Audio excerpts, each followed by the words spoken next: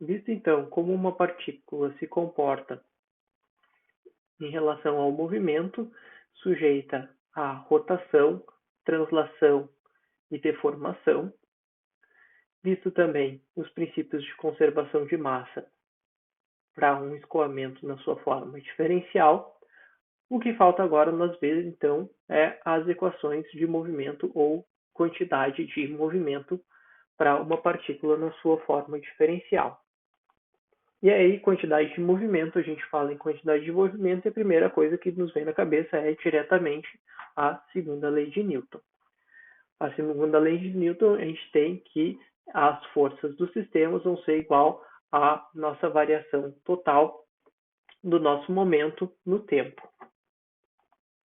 Onde P, então, agente do sistema, pode ser definido como a integral da minha velocidade vezes a minha massa. E aí o P na sua do total do sistema vai ser igual à integral da massa do sistema. Ou seja, na sua forma diferencial, eu posso escrever como V vezes dm. Então, se eu escrever aqui na forma diferencial, a minha segunda lei de Newton, eu vou ter que dF, ou seja, a variação diferencial das minhas forças no sistema, vai ser igual à variação de massas vezes a variação da minha velocidade no tempo. E aqui é a variação total da minha velocidade no tempo. E a gente já viu como que isso era calculado, então, no vídeo anterior, como que ficava essa minha derivada total do meu campo de velocidade. Então, aqui abrindo, assim como a gente fez no vídeo passado, a gente vai ter que a derivada total do meu campo de velocidade no tempo vai ser dada, então, em funções das minhas componentes advetivas e temporais do meu campo de velocidade. E aí vamos ver, então, quem que é o meu dF. O meu dF vai ser o somatório de todas as forças que vão estar atuando na minha partícula diferencial, ou seja, em cada face desse meu cubo diferencial. E aí nós já vimos, então, num desenho anterior, nas nossas primeiras aulas, que nós temos as forças, as tensões de cisalhamento, que são forças por unidade de área que vão estar atuando nas superfícies do meu fluido, e nós vamos ter também as forças de compressão, que são as forças normais à superfície de propagação do meu fluido. Então, o que a gente pode fazer agora? A gente pode escrever as nossas forças por expansão da série de Taylor. Então, eu posso calcular as forças que estão atuando, por exemplo, nessa face aqui do meu fluido. Eu vou ter que ela vai ser composta, então, por tal, que é essa força aqui. E aí, quando eu trasladar ela para essa parte aqui, eu vou ter que vai ser tal mais d tal em y vezes o meu dy sobre 2, tá? E aqui, então, eu posso calcular a mesma propriedade para esse ponto aqui em relação a esse, a mesma propriedade em relação a esse, e assim eu posso ir construindo, então, toda essa minha matriz. Tá? E aí, então, eu vou ficar que minhas forças, por exemplo, ao longo do meu eixo X, ao longo desse eixo aqui, apenas ao longo desse eixo aqui, eu vou ficar, então, com o somatório aqui de tal xx, que é essa força aqui de pressão que está atuando nessa superfície, mais, então, tem o meu da minha tensão de cisalhamento, ou minhas forças de pressões, dx, e dx sobre 2, porque eu estou fazendo a expansão da série de Taylor em direção aqui a esse ponto aqui, tá? Menos, aí o mesmo vai acontecer a minha força que vai estar atuando desse lado aqui, tá? Então, no meu eixo X, eu vou ter quais forças aqui? Eu vou ter o meu tal XX, que estava atuando nesse ponto aqui, menos o meu del sigma xx dividido por dx vezes dx sobre 2. Lembrando que dx sobre 2, então, vamos fazer aqui, só para deixar mais explícito, tá? Daqui até aqui eu tenho o meu dx, E aí, daqui até aqui, eu vou ter o meu dx sobre 2, e daqui até aqui, eu vou ter menos dx sobre 2, tá? Por isso, então, nós temos esse sinal negativo aqui e o sinal positivo aqui. Simplesmente relembrando o que a gente já fez, só que nas aulas anteriores nós tínhamos feito por transporte de massa. Nós também fizemos para o transporte do meu campo de velocidade. E agora nós estamos simplesmente aplicando a expansão da série de Taylor para as minhas forças. Aí tá, essas vão ser as minhas duas forças normais, que vão ser essa daqui e essa daqui. Mas eu tenho também as minhas forças de tensão desses elementos que estão atuando sobre a minha superfície do meu fluido, tá? Então aqui eu vou ter, aqui nesse ponto aqui, eu vou ter o meu tal YX mais o meu D de tal YX divididos por DX DY sobre 2. E aqui nessa face, então, eu vou ter também uma outra força tal YX menos, aí aqui, menos porque eu estou a essa distância aqui, que vai ser quem?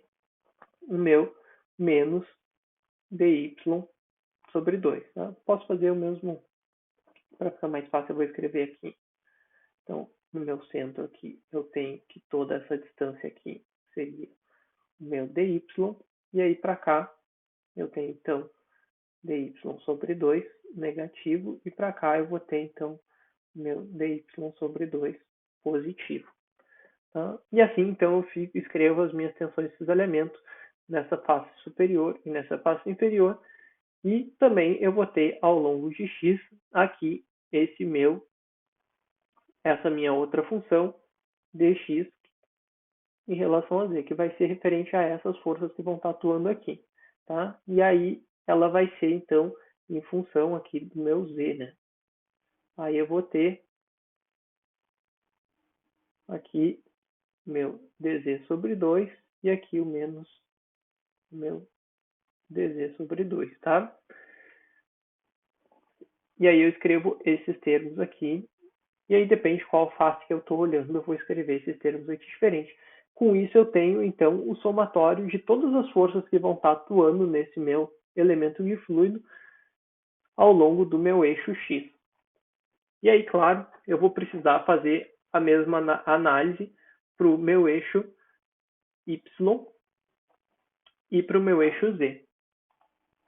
E aí aqui eu vou analisar que existe uma simetria, então nesse problema, aqui eu tenho sigma xx e aqui eu vou ter menos sigma xx. Aí eu vou cortar esses dois parâmetros aqui. Aqui também eu vou ter mais tal yx menos tal yx, tal xx menos tal gx, tá? E aí então eu vou ficar com esses termos aqui. Esse daqui vai ser positivo e esse daqui, então, menos com menos vai me dar positivo. Aqui eu tenho um meio, aqui eu tenho um meio, eles são iguais.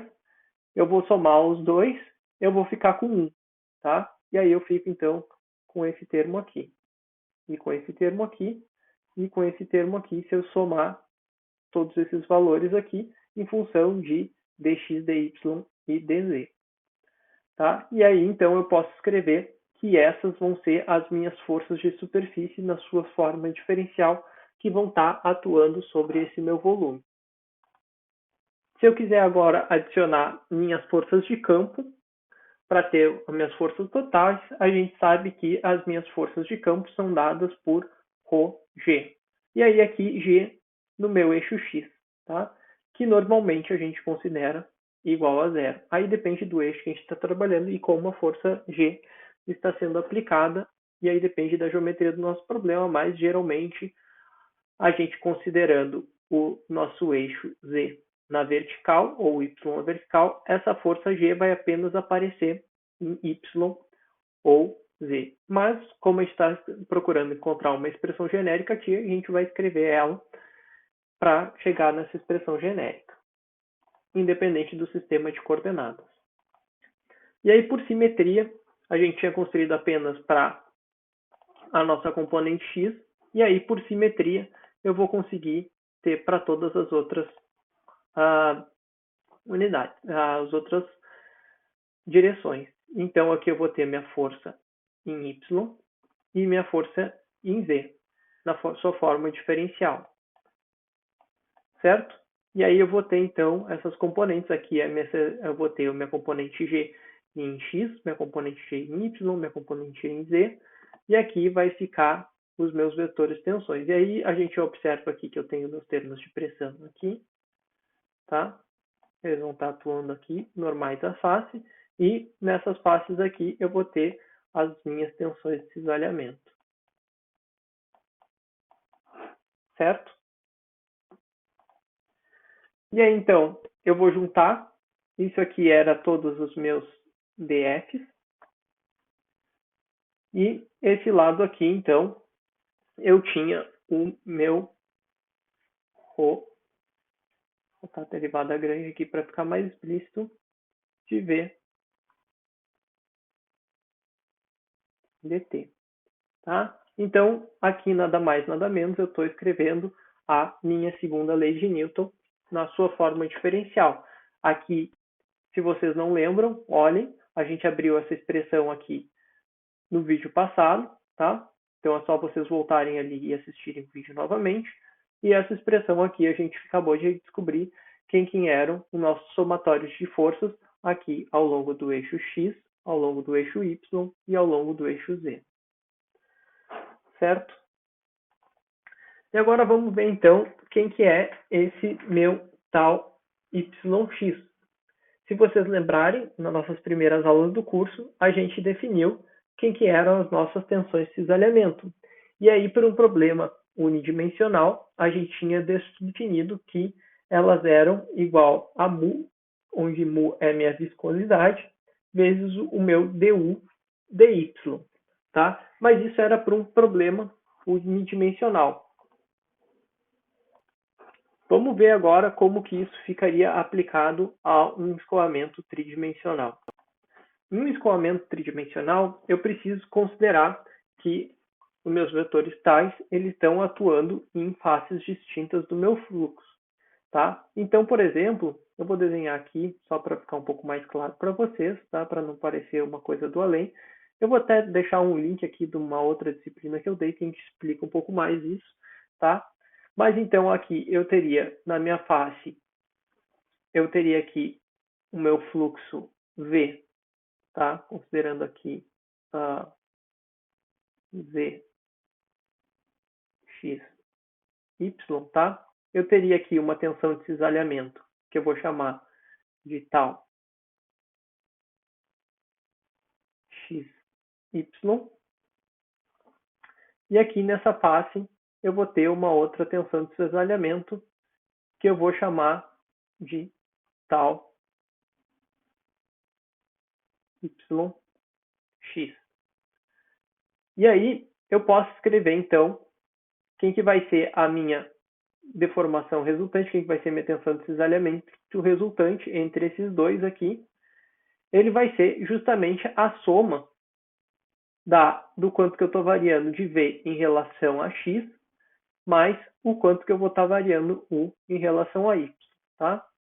Eu vou deixar como conteúdo suplementar aqui a segunda aula que eu apresentei do curso de hidrodinâmica, que a gente detalha um pouco mais esse problema aqui, tá? É uma abordagem um pouco mais matemática do que a gente está fazendo aqui, desses problemas de hidrodinâmica. Então eu vou deixar ele como material complementar, porque eu acho que para vocês, nessa altura do curso, a gente não precisa determinar. Então, se vocês acham que essas minhas tensões, esses elementos aqui estão vindo um pouco do além, e estiverem curiosos, eu vou deixar um link para um vídeo aqui na descrição do sistema AVA. Mas, por momento, a gente pode, então, definir que o meu tal XY e o meu tal YX, eles vão ser iguais, e que eles vão ser iguais a μ vezes o meu dV dx, mais o meu du dy. Tá? E se vocês estão um pouco confusos e acham que tem muito número, fiquem tranquilos, porque é relativamente fácil. Tá? Então aqui eu tenho tal xy ou tal yx, que eles vão ser iguais, e aí tanto faz o sentido que eu vou apresentar eles aqui. Eu posso botar du dy, ou botar aqui dv dx, tá? Então, eu poderia inverter a ordem, como é uma soma, não acarretaria problema. E aí, vocês podem pensar que se eu estou trabalhando com tal xy, tá? Eu preciso da minha componente em y, da velocidade, então, ou seja, v, divididos por o quanto que ela variou ao longo de x. Mais o inverso, né? Então, aqui eu tenho minha componente u e o quanto que ela variou ao longo de y. E aí, se vocês verificarem aqui para y e z, para o meu tal y e z e para o meu tal zy, eles vão ser iguais. E aí, eu vou ter, então, o meu mu, e aí vai ser o oposto. Aqui eu tenho z, então eu vou ficar com w, e aí w em relação a y, mais o meu v do meu y aqui em relação a y. Então, é sempre o oposto, tá? É como se fosse cruzado, assim, a variação de velocidade dessas componentes ao longo desses eixos. E a mesma coisa aqui para dz dx.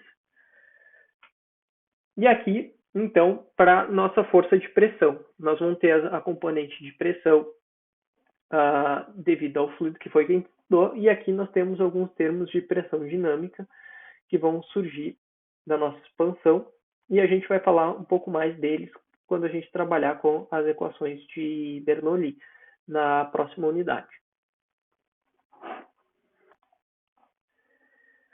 E agora que a gente conhece, então, quem são cada um desses termos, fica muito mais fácil a gente escrever eles em função das nossas variações de velocidade, porque aqui eu estou trabalhando com velocidade, variação de velocidade, variação de velocidade. Então, agora, se eu substituir essa derivada aqui, tá, em relação a sigma ou a tal, pelo valor que eu encontrei aqui de tal e de sigma, tá, eu vou simplesmente pegar esses valores aqui e vou substituir nesses pontos aqui. E aí eu vou abrir, então, essa substituição aqui para essa primeira componente, que é a minha componente x, tá? Eu vou substituir aqui onde eu tinha tal xy ou yx, eu vou substituir por essa componentezinha aqui. Vou substituir essa daqui aqui, e essa componente aqui, eu vou substituir aqui por essa componente aqui, e aqui, tá? Eu vou substituir por todos esses valores aqui.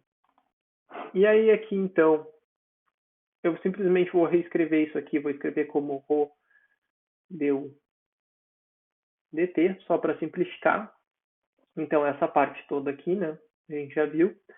Eu vou simplesmente escrever ela aqui para simplificar. Aí aqui o rho gx, eu vou copiar, tá aqui.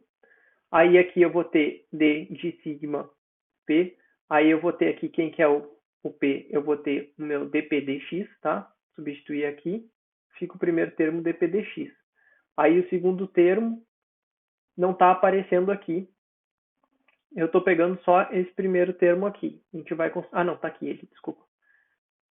O segundo termo está aqui, tá? Esse termo aqui vai ser o meu d dx, o meu d dx desse segundo termo aqui. Mas, aí eu vou pegar esse talzinho aqui, vou substituir por esses valores aqui. Vai ficar o meu d dy, meu d dy, e aí de quem? Desse cara aqui. E aí eu vou substituir aqui. E aqui eu vou pegar esse tal yz, esse tal yz, que vai ser esse valor aqui, e vou botar ele aqui, tá? Então, a mesma coisa. E aí, então, se vocês realizarem, tá? No vídeo que eu deixei para vocês como material suplementar, a gente abre bem, eu realizo todo o desenvolvimento, mas eu vou deixar para vocês, então, vocês realizarem aqui todas essas multiplicações aqui, e a gente vai chegar, então, para a seguinte expressão, para um escoamento incompressível com velocidade constante. E aí, lembrando que para um escoamento incompressível, o meu ρ é constante, e para viscosidade constante, meu mu é constante. E aí eu vou chegar com essa seguinte equação para minha forma diferencial, tá? Então, aqui vai ser essa primeira parte aqui. Isso aqui vai ser essa parte aqui. E tudo isso aqui que tinha aqui, quando a gente fizer abrir esses escoamentos, a gente vai ver que tem algumas simetrias. E a gente vai então ter, aqui eu tenho a derivada primeira em relação a y, quando eu quando eu multiplicar aqui por mu vezes o meu du dy, como o meu mu é constante, ele vai sair para fora, e aí eu vou ficar então com du dy, tá? Então, por exemplo, esse primeiro termo aqui, ele saiu daqui, tá? Aí eu vou ter então aqui esse termo aqui, tá? Quando eu fizer ele aqui, multiplicar aqui por esse termo aqui, eu vou ficar com a minha derivada segunda de dz. E aqui o ao quadrado, ele vai surgir daqui, desse termo aqui. E aí depois vai ter algumas simetrias que a gente vai perceber. E aí essas somas aqui vai ficar, todos esses valores vão ficar mais ou menos assim. Se vocês quiserem abrir e conferir por conta própria, no vídeo que eu deixei como material suplementar, na disciplina de hidrodinâmica, a gente abre com detalhes essa equação aí. Pelo menos esse produto. E aí, um escoamento incompressível, para um escoamento incompressível, ou seja, o meu ρ vai ser constante, com viscosidade constante, a gente vai obter as equações de conservação de quantidade de movimento na sua forma diferencial, a gente vai obter a equação de Navier-Stokes. A gente tinha obtido a equação de Navier-Stokes na sua forma integral na unidade passada, agora a gente obteve a equação de Navier-Stokes, que é uma das equações mais importantes que vocês vão ver na disciplina de mecânica dos fluidos, na sua forma diferencial. E aí aquela componente, então, de Navier-Stokes, ela era para minha componente x, e aí a gente pode reescrever ela, então, em função da minha componente x aqui, minha componente y e minha componente z. E aí eu vou ter, então, a minha equação de Navier-Stokes, ou minha equação de conservação da quantidade de movimento, na sua forma diferencial para um fluido incompressível, lembrando que ela é aplicada para o ρ constante. E mu constante também, né? Tá? Porque se mu não fosse constante, quando a gente aplicou aquela multiplicação, se ele estivesse variando ao longo de x, y ou z, aí ele não conseguiria sair para fora dessa derivada e aí ele ficaria aqui dentro. E aí surgiria uma outra derivada parcial. Então, duas considerações importantes que a gente tem que lembrar quando a gente for utilizar a equação de Navier-Stokes. E parece uma equação complicada, mas vocês vão usar tanto ela ao longo da disciplina, que no final da disciplina vocês vão olhar a equação de Navier-Stokes. É como se não fosse nada. Então, essa é a equação mais básica que a gente vai ter para descrever o movimento de uma partícula fluida. E a gente vai utilizar ela, e ela é extremamente utilizada em praticamente todos os problemas que a gente possa encontrar com fluidos, ou seja, praticamente qualquer coisa que a gente trabalhe. Então, essa equação, por exemplo, ela poderia ser usada para descrever o movimento de cada uma dessas partículas aqui se movimentando ao longo desse fluido. Então, aqui nós temos uma onda que ela chega com uma velocidade inicial alta, ela bate numa parede, e aí ela acaba quebrando aqui. E esse movimento, por exemplo, poderia ser muito bem escrito pela equação de Navier-Stokes, que vai dar um movimento de cada uma dessas partículas aqui. Outro problema que vocês poderiam utilizar resolvendo as equações de Navier-Stokes de forma numérica é, por exemplo, o escoamento de uma corrente no entorno de um pilar de uma ponte. Então, se vocês estiverem construindo uma ponte sobre água, vocês vão precisar fazer uma simulação numérica para saber quais que vão ser as forças que esse fluido vai estar exercendo sobre esse pilar. Porque, de repente, tem uma corrente muito forte e ele pode acabar fraturando esse pilar de sustentação da ponte. Ou vocês podem simplesmente construir um pilar que seja grande demais e não precisasse ser tão grande para sustentar o movimento desse fluido, e aí vocês vão acabar gastando muito dinheiro e o chefe de vocês não vai ficar satisfeito com isso. Vocês podem aplicar também esse conhecimento para escoamento de partículas dentro de um tubo. Ou vocês poderiam até pensar que esse tubo é a nossa corrente sanguínea e a gente está fazendo transporte aqui, e aí esses tubos aqui podem acumular gordura nas suas paredes. Então, para a área médica, é muito interessante e são problemas que vão utilizar, então, como base a equação de Navier-Stokes para desenvolver o escoamento interno de tubos e fazer o transporte de partículas ao longo desse tubo. Se vocês estiverem trabalhando então com motores, né, vocês vão precisar ter a distribuição de combustível para um motor, para uma turbina, e em todos esses problemas vocês vão utilizar a mecânica dos fluidos e vão utilizar a equação de Navier-Stokes, então, para resolver, principalmente a passagem dele ao longo de estruturas complexas aqui, como esses rotores que fazem essa distribuição do combustível, o fluxo com que ele vai entrar, e tudo isso pode ser modelado detalhadamente a partir da equação de Navier-Stokes. Aqui o exemplo, então, de uma simulação numérica. Essa simulação numérica foi feita por mim, foi durante o meu trabalho de mestrado, né? Então, a gente tem aqui ondas se propagando na superfície do mar, e aí, à medida que essas ondas chegam na costa, as ondas durante tempestade, elas quebram, e aí durante uma tempestade, por exemplo, elas estavam causando inundação aqui nesse setor aqui. Então, às vezes com as ondas muito grandes, elas podem vir em determinados locais e podem causar inundação. E também essas equações aqui são com base em simplificações da equação de Navier-Stokes, que vocês podem utilizar elas. Então, não são só fluxos na horizontal ou na vertical que vocês podem resolver, mas vocês podem resolver também ondas, por exemplo, com base na equação de Navier-Stokes. Aqui eu utilizando as mesmas simplificações da equação de Navier-Stokes. Isso aqui foi uma simulação que a gente fez em conjunto com o pessoal da NOAA no Havaí. E aí essa daqui é uma simulação das ondas quebrando, de ondas gigantes quebrando na Baía de Jaws, que é onde acontece campeonatos de ondas gigantes no Havaí. Então, aqui são ondas gigantes que elas estão chegando, e aí vocês podem observar, elas vão chegar num ponto aqui que elas vão começar a quebrar.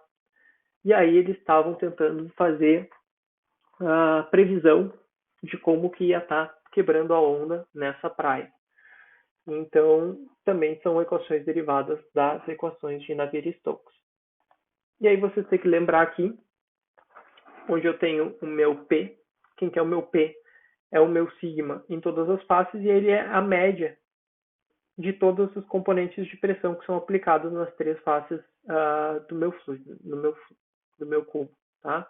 Na verdade, nas 6, mas como elas são simétricas, eu vou ter aqui, então, o somatório dessas divididos por 3.